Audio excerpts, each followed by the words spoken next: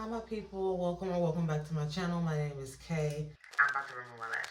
Normally it comes with a remover, and the remover looks like this.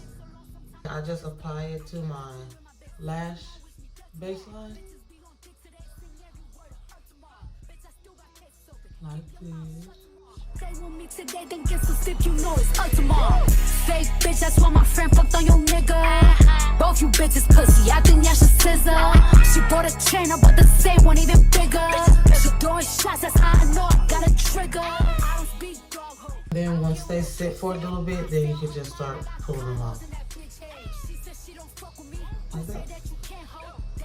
Munchin', he gon' eat me like a mango. Long ass sweet, it be tickling my ass crack. Wonder what I do tomorrow that these hoes will be mad at. Oh yeah, bitches sweet, and I always get my lick boo. I fight for my bitches and I'm fighting over dick too.